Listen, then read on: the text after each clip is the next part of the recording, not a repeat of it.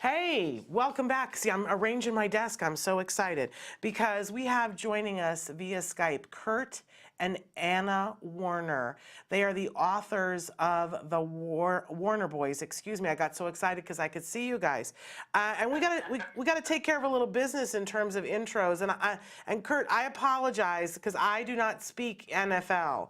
So, Okay. but you have, I know, even though I don't speak NFL, you have an amazing resume. You're a two-time All-American from Penn State, 2009 College Football Hall of Fame inductee, former All-Pro running back for both the Seattle Seahawks and the Los Angeles Rams, a three-time Pro Bowler, and you were inducted into the Seattle Seahawks Ring of Honor in 1994.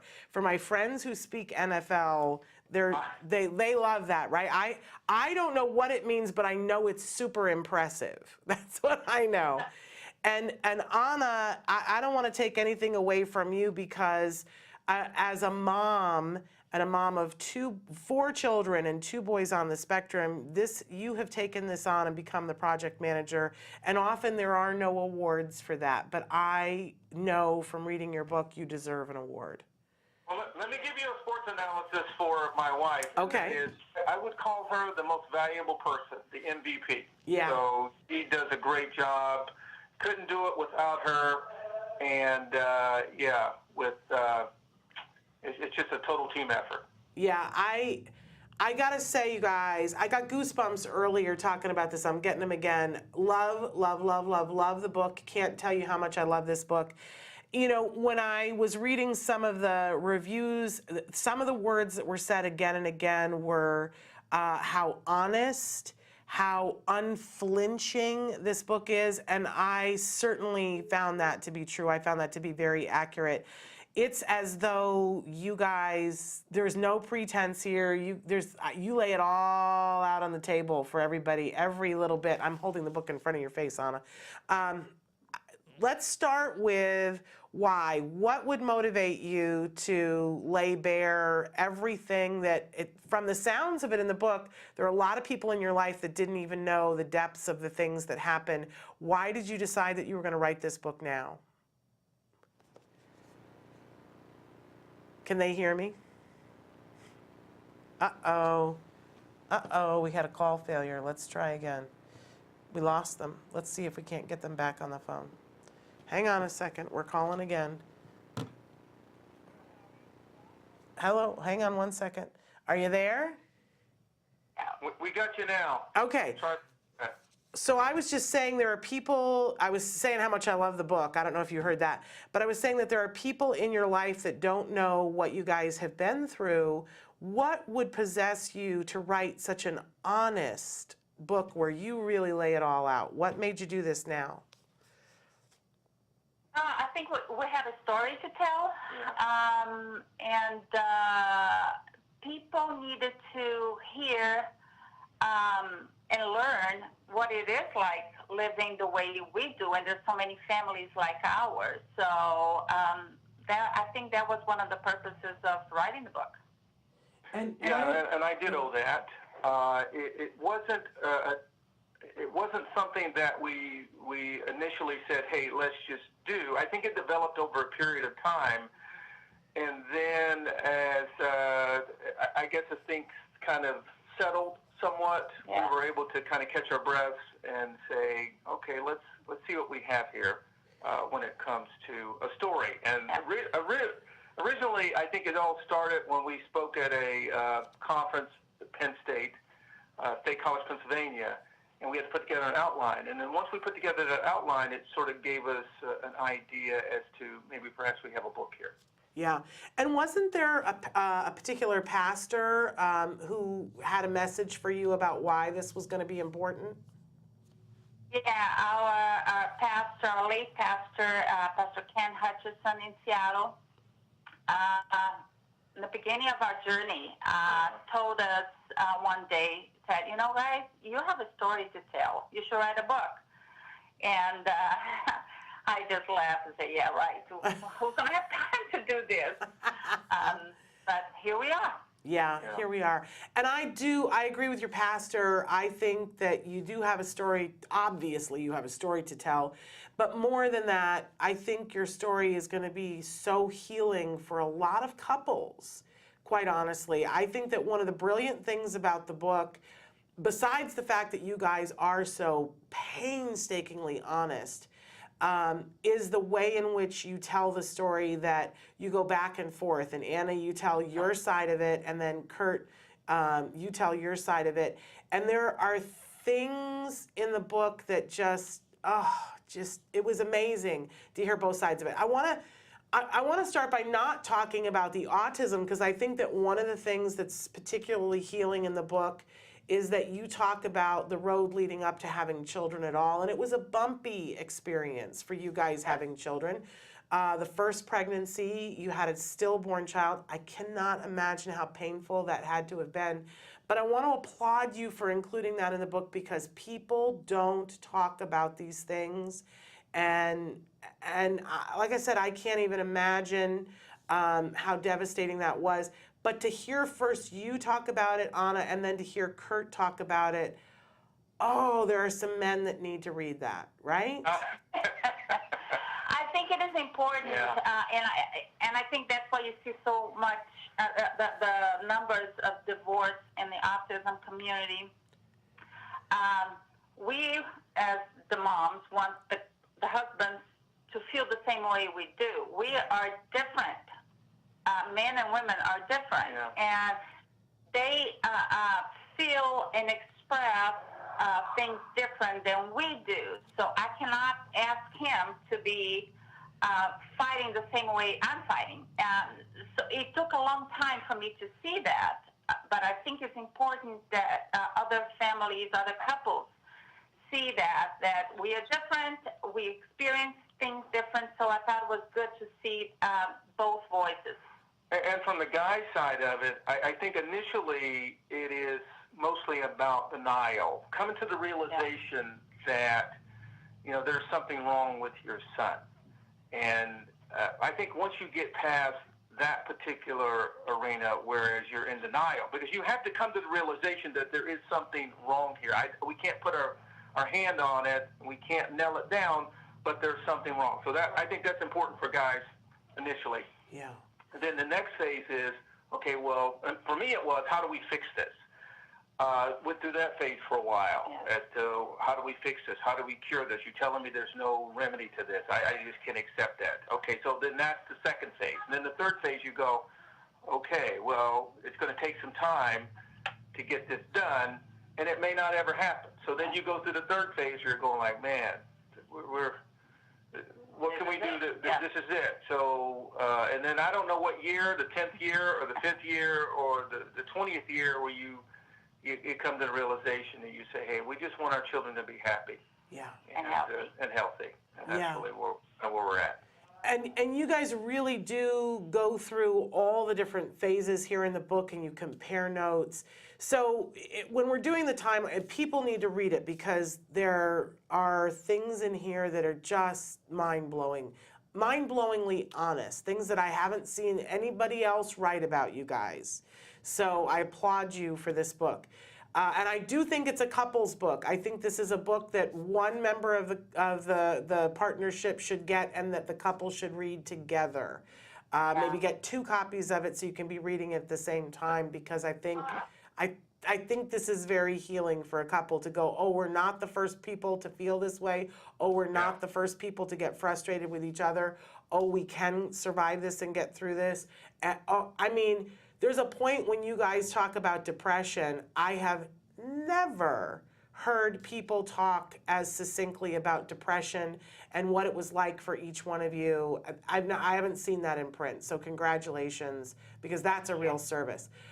Let's journey back though. So you guys, you go through a very bumpy start to your family, that you lose a child, devastating, have another miscarriage, and then finally you get pregnant with your first child, who is not on the spectrum. Jonathan. Yeah, Jonathan. And it seems like to me that that had to have been nerve-wracking up until when you had the healthy child. And I should mention that we had talked about it before we went live, that there will be some noise in the background in your house because It was awesome. because you have two boys that are on the spectrum that are home today. And I had said to you, autism mom, I get it. Our audience gets it too, but let's just acknowledge that there are things going on around you. Plus you have dogs, and it's all good. We're used to that. Although the dogs will eventually steal the interview, it's all good. But so you finally have this idyllic thing that you wanted. You've got a family, you've got a healthy little boy. And how soon after that did you realize you were pregnant with twins? I think we got pregnant 6 months after Jonathan was born. Yeah. Okay, so very quickly. 8 months apart. Very quickly. And how overwhelmed were you guys feeling about going from having one child to having 3 children all at the same time? Oh my gosh, it was a nightmare. A joyful nightmare. Yes. I was dealing with postpartum depression, trying to breastfeed twins with a toddler running around, and Curt, praise God, he was home most of the time. He was not too long after retirement from football. So he helped. I mean, he slept with the babies for 3 months so I could rest. So it was a struggle. And then these boys were very busy boys, especially the twins. They weren't sleeping, which meant that you weren't sleeping. How were those first couple of years? Well, I think the beginning was good. They reached all the milestones, all the benchmarks, and it was good. But after, I'd say 18 months, 2 years, they started. There's no sleeping. I mean, they were hyper. We have their little toddler beds. Eventually, we kind of tied the beds together so they slept close to each other, but it was just nonstop. And crying. there was no remedy to what was going on. And in comparison to Jonathan, which is probably not the fair thing to do, but that's the only, that's the only measuring tool that you have. They were more active. Opposite. Jonathan was a calm, quiet baby and very happy all the time, always smiling. So it was the opposite. Yeah. And it wasn't like you guys weren't noticing. You were looking and going, something is definitely up here, and you were going to doctors. But what do you think now, looking back? Why weren't you getting a diagnosis? The numbers back then were, I don't know if it was 1 in 5,000 or 1 in 10,000. So autism was not prevalent. So we didn't hear anything about autism. So I thought it was ADHD because it was so busy. Had the language issue, that they were bilingual at the time and they had their own language. So it was just always like, boys are usually late. They will talk eventually and they will have their own language, and that, you just keep pushing and nothing. So when did you finally get the diagnosis? We moved from the Seattle area to the Vancouver area in Washington, which is close to Portland, Oregon, in 1999. And a month after we moved here, we went to a developmental pediatrician, and 5 minutes in the room. 5 minutes. That was so striking to me in the book, that after everything you went through and nobody could put their finger on it, and this woman took one look at them and went, that's autism. And that was with Austin, who is a little bit more high functioning than Christian. So they were almost 5 years old at the time. Wow. And they had, as you mentioned, they had some language, but about how many words were your 5-year-old saying at that point?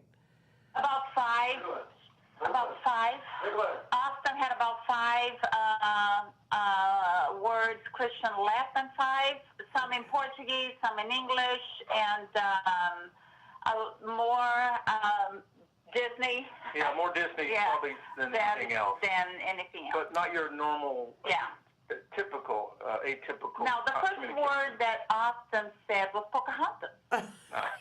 Right, and you say in the book how So, shocking to hear your child say Pocahontas when he can't say mama.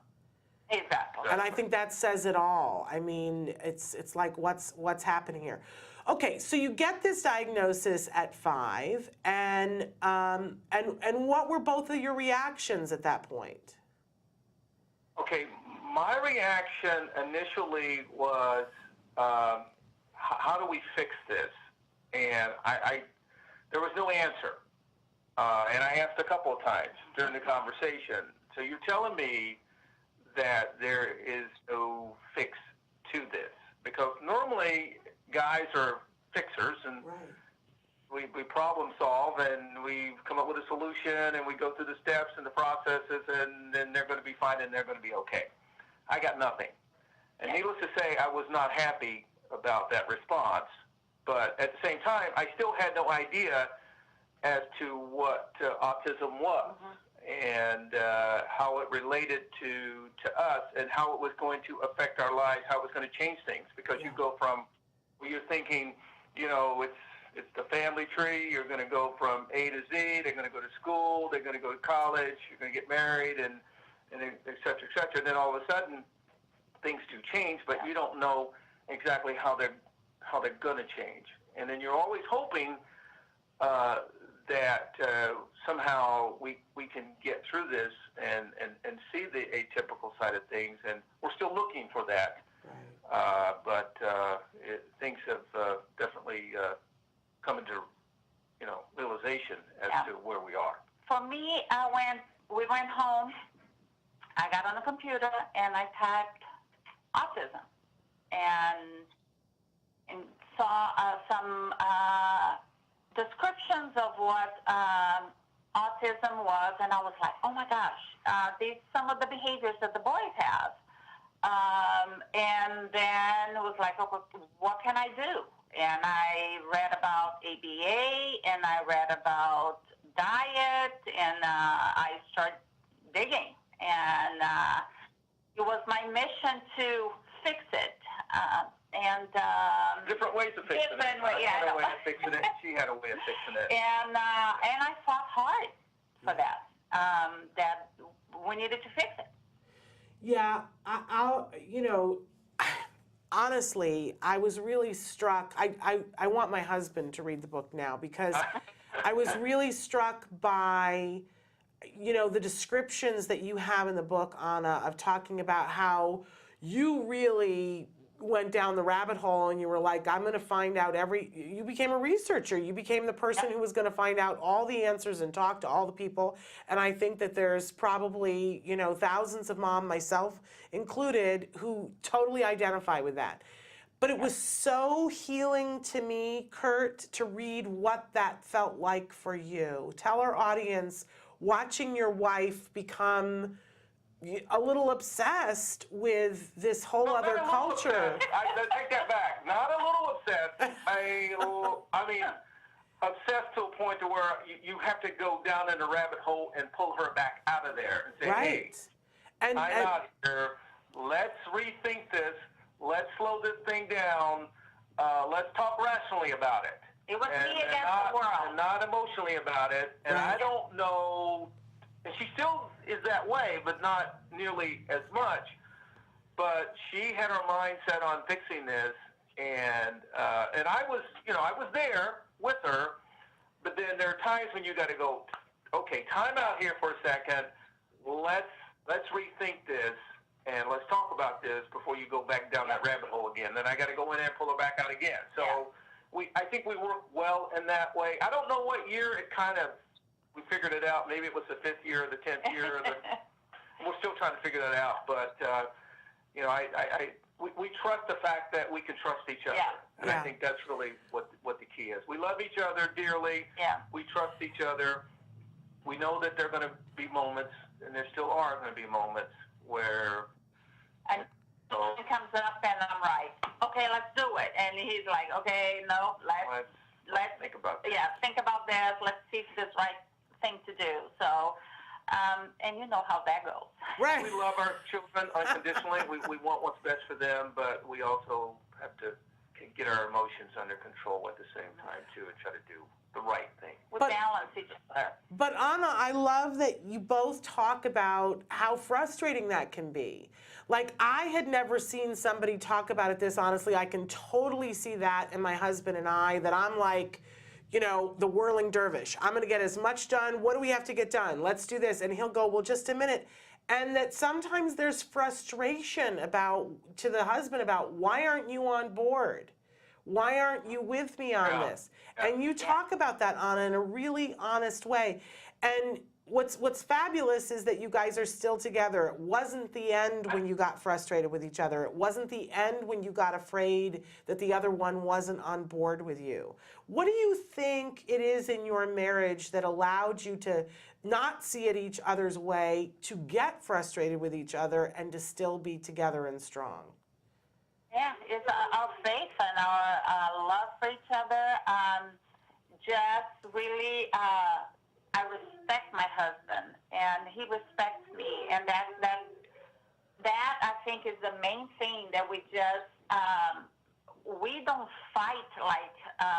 But we can disagree. We can disagree. We can disagree quite a bit. Yeah, but we don't fight like some people, you know, go into heavy duty kind of arguing, screaming, yelling. We don't do that. So we have mutual respect and love for each other, and our faith. That's what kept us together. Well, it's a beautiful thing. It's difficult. The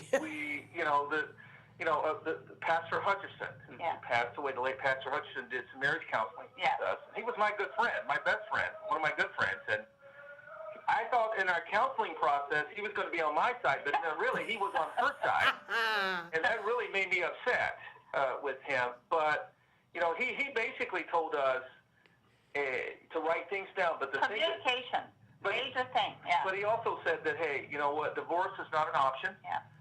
And from sports, you learn that that things are going to go your way, things aren't going to go your way. Mm-hmm. Hang in there, be tough. And also, I learned from my parents. My father was probably the most caring, unselfish person that I've ever known, ever been around. So he was a great example.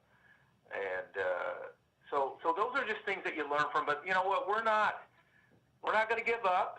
We're going to continue to fight on. We're going to continue to hope that there's going to be some type of answer to this situation when it comes to autism. And if it's not, then you know what?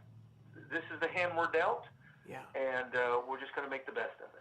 All right, I'd love to take a short little break and then come back and talk a little bit about the interventions that you guys went through and the progress that you had and didn't have, and how the boys are all doing now, and the rest of your family, because you have a bigger family than just the two boys. Does that sound good to you guys? Sure. Yeah. Okay, Yeah. So we're going to take a short break. Don't anybody go anywhere. Stick with us. Welcome back to Autism Live in this very special hour where we're talking to Curt and Anna Warner. They are the parents of 4 children, 2 of which are on the autism spectrum. They have a new book that just came out in did it come out this last week, you guys? 1st of December. Yes. 1st of December. Wonderful, wonderful book, The Warner Boys. It's available on Amazon.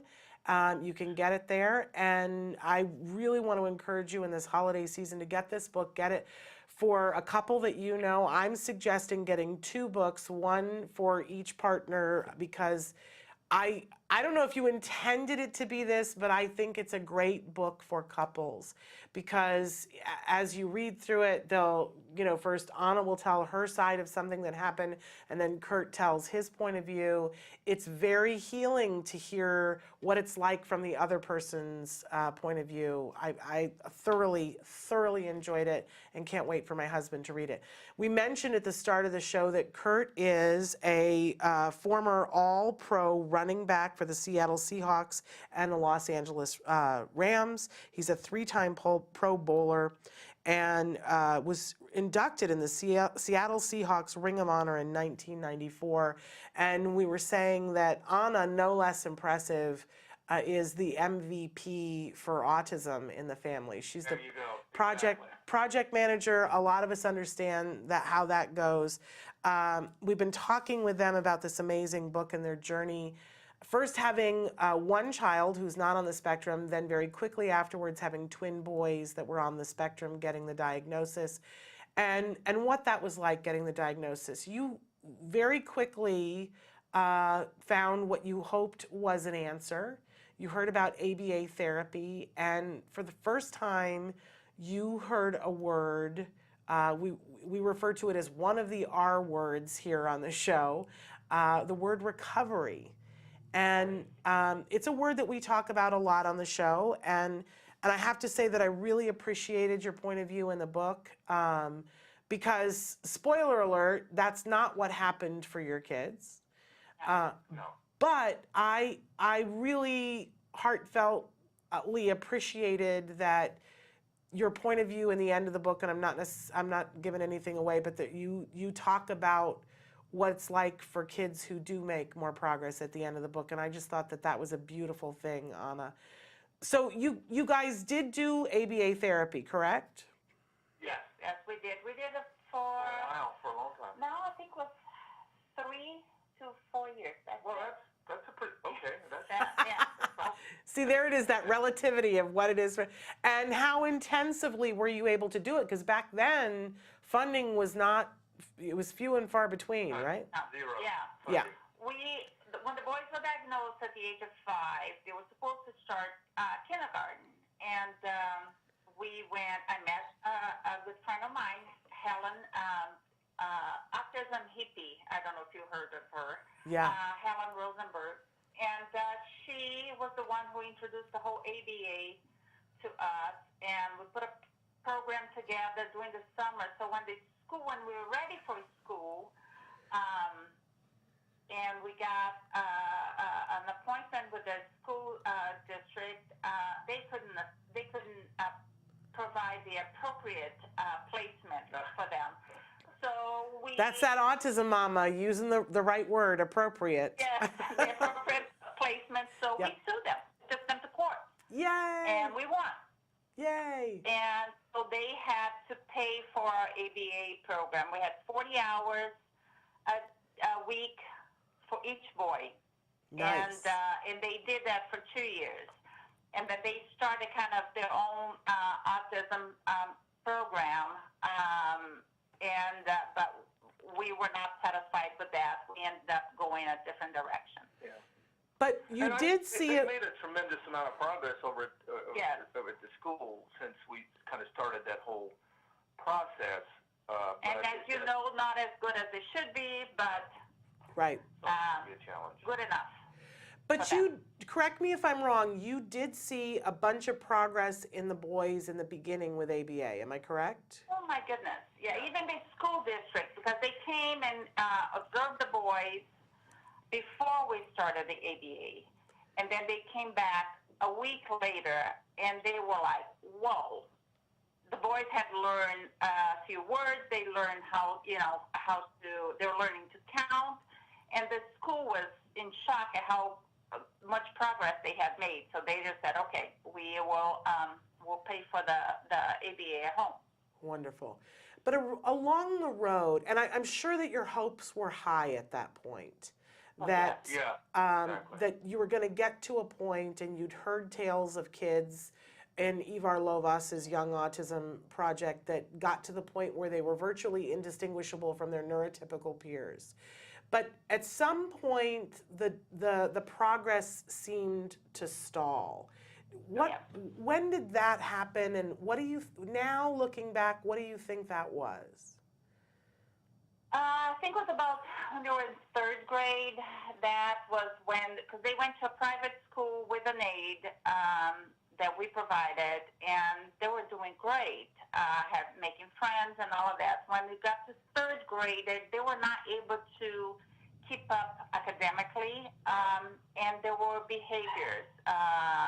Christian started banging his head, and Sensory issues. yeah, and we had no idea what was going on. He did that for 3 years, so we had to homeschool them.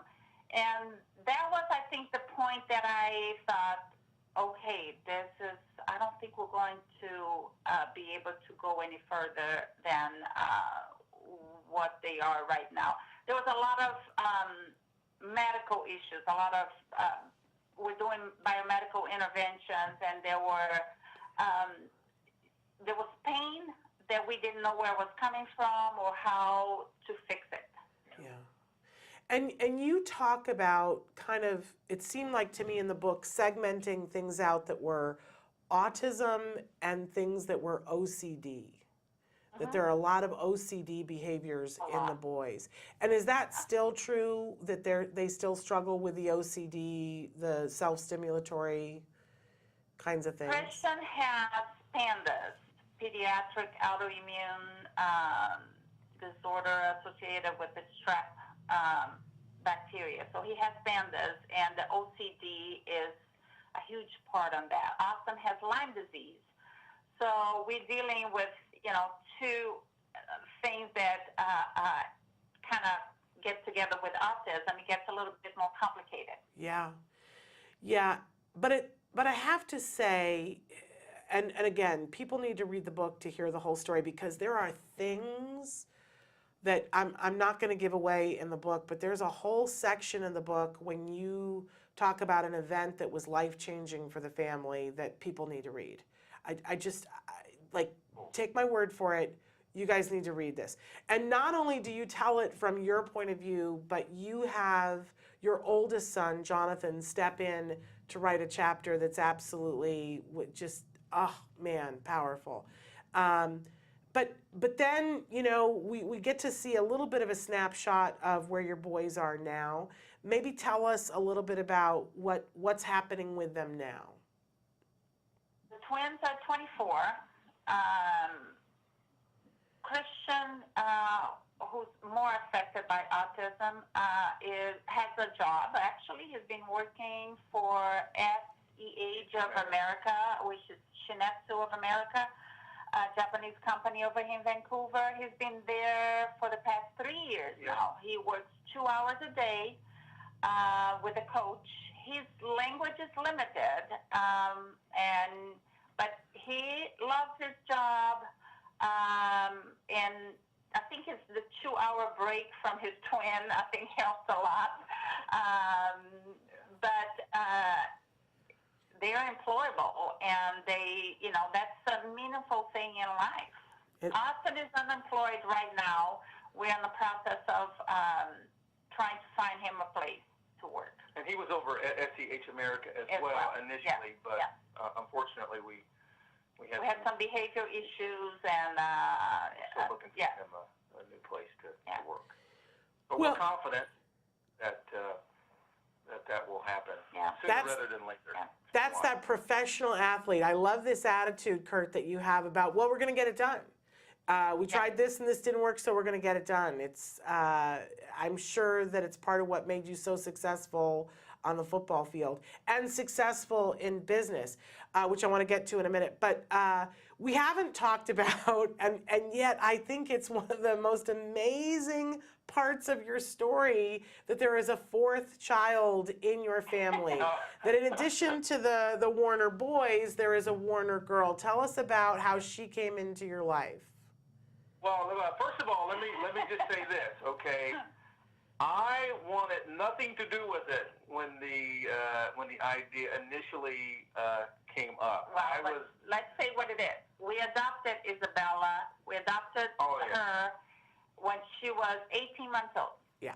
And at what point in the story did this happen? Well, you've got all this going on in your life, and you were like, I know, let's adopt a little girl. At what point in the story did this come to you? And then I go back to my statement again. It's like, I was not on board with this whatsoever, but you got to keep in mind that when my wife makes her mind up to do something, it's usually going to happen, but it took us a little while to get to that process. We had classes. About a year or so. It took a year to get to the process. But once I met her and she came home with us after a year or so, we were fine. She was your child. When Curt met Isabella for the first time, and she put her little arms up for him to pick her up, that was it. I was done.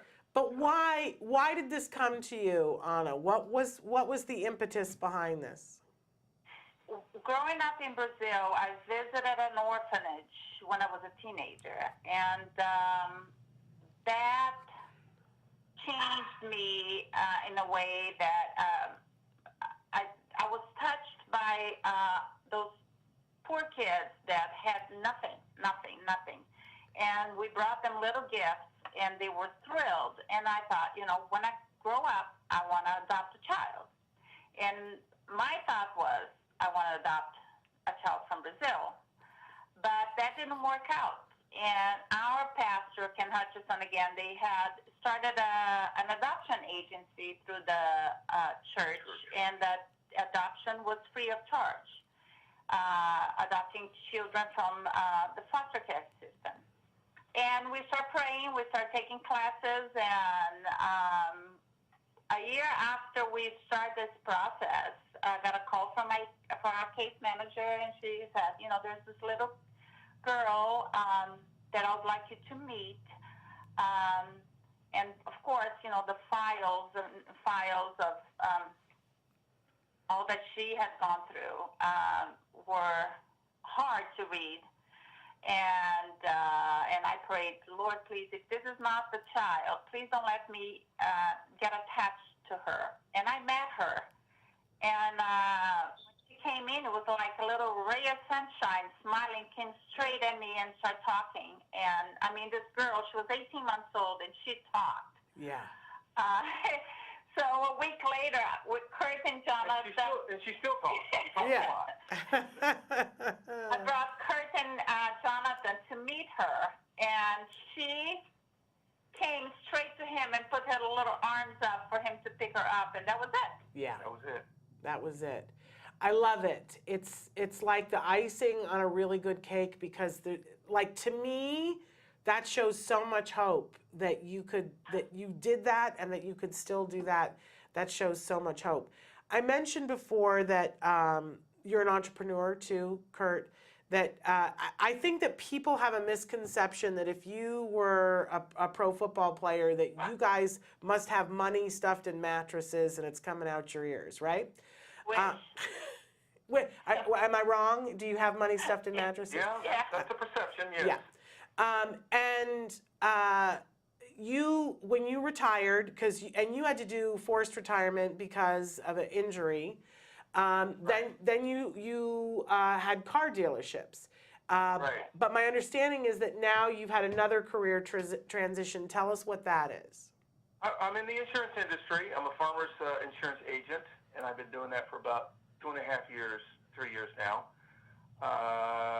Prior to that, I was in the insurance industry, still in the insurance industry, but more on the employee benefit side of it. So I transitioned inside of the insurance industry, but just in a different category. And I asked you to bring this up, Curt, because there's a thing on this show where we always talk about if you have a choice that you need to do business with someone, wouldn't you rather do business with an autism parent who gets it, and that you can help to be a part of their being able to keep the roof over the head and food on the table. So I'm sure we have a lot of viewers who watch in the Vancouver and Portland area. Is that where you guys still are?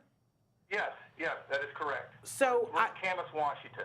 And so I want to tell them that if they're looking to do insurance, that they can do their insurance through you, because wouldn't that be a happier thing? I would love it. Right? Thank you. You know what? You give great endorsements. We really appreciate that. Thank you so much. Hey, we're all part of the same family, and I think I might. I feel like your wife and I are sisters from another mother. There you go. There you go. You know what? You guys have a real good connection here. But Curt, I have to say, as much as a connection of, as I was reading your wife's words and I was nodding and going, yes, yes, yes, being able to read the flip side and hearing it from your point of view was really what I needed. That was really what I needed. So, well, you know what? Here's something interesting. When we first started this process and writing the book, we were in third person. Yeah. And it stayed that way for a while until we got on board with Amazon. Yeah. And then the editor from Amazon said, no, we're going to do it in third person, or first person. And I said, the readers want to hear your voice. Yep. and I said, I don't want to do that because now I got to really kind of talk and open up. Because beforehand, we could kind of gloss through some stuff. But in the long run, I'm glad she did that because it forced me, not necessarily her, but forced me to have to talk about things that are. Whoever made that decision deserves a raise because that's what is so special about this book is that I feel like I know you guys having read the book. I feel a kinship because there are parts of the story that I really relate to. I mean, obviously there are things about your story that are not my story, but there are parts of the story that I really related to. And the idea of hearing, I mean, honestly, when you guys talk about depression, I mean, Stop the Presses. So amazing to hear a couple talk openly about depression and what each of you didn't know about what the other one was going through and what the other one, was thinking and what you didn't know. Oh, honestly, it's beautiful. This is an important book.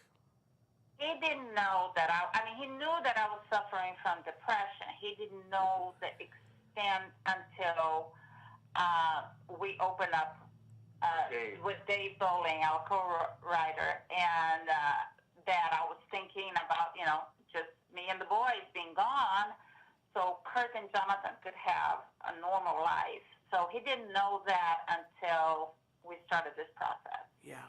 I knew she was struggling, and the only thing I could do was just stay close, be there, here for me, be supportive, try to assist as much as I could, pray a lot, fellowship with others, and so on and so forth. And I'm very glad that she did not. She decided not to go down that route. Yeah.